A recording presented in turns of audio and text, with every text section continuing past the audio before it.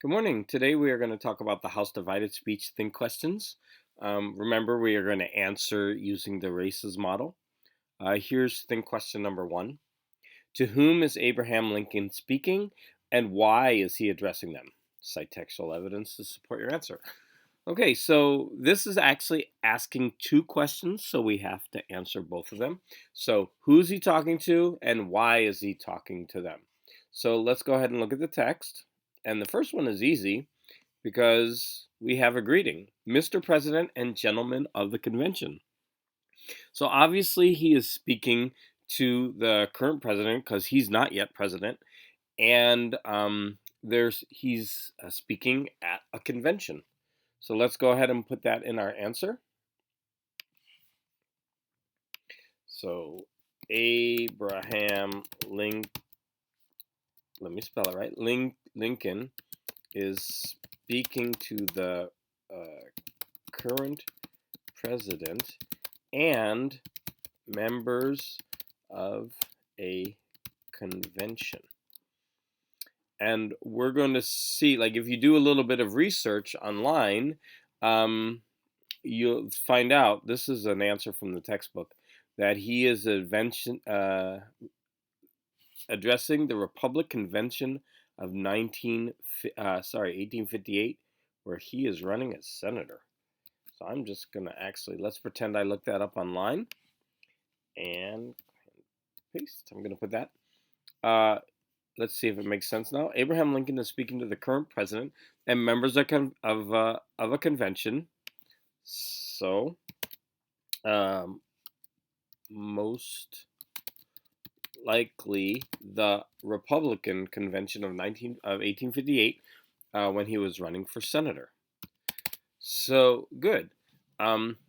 If we wanted to add quotes, we could just copy and paste this, Mr. President and gentlemen of the convention. So we could add that. Abraham Lincoln is speaking to the current president and members of the convention. He greets his audience, or opens his speech with the salutation, which means greeting. And now I can put my quote, Mr. President and gentlemen of the convention, comma. Mr. President and gentlemen of the convention, comma, which quite clearly states his audience. Okay, so let's go ahead and highlight my evidence. Okay, because that's what I required. Now the second part of the question asks, why is he addressing them? Okay, so now we're going to have to look for why, and he says it. He says it here and here. He says in this sentence that we have to know where we are now in order to understand where we need to go. So he's like, let's pause and try to understand what has already happened so that we can clearly create a path to the future. But here he states it more clearly. He says, we're in the 5th year since we started a policy to end the slavery agitation. So we're going to use this. Let's see if I can copy and paste it. Oops. I remember if I do this, I'm allowed to copy and paste.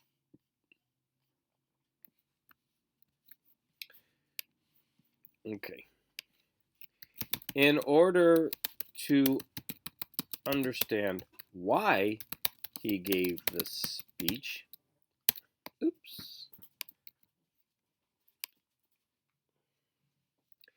My dog wants to play with me now. He wants me to throw his ball. Okay. In order to understand why he gave the speech,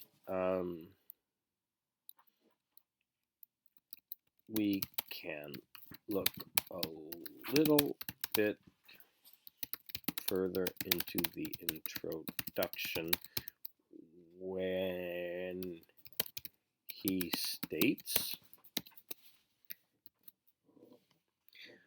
let's see if I can get that to line up right. Good. This quote shows that, oops, I'm going to have to undo that bolding. I don't need it bolded. This quote shows that, oops. Hey guys, stop fighting. They're actually playing. This quote shows that his purpose in giving this speech is to try to find a way to end the agitation, which is, putting it mildly, agitation over the issue of slavery, which has been going on for the past 5 years.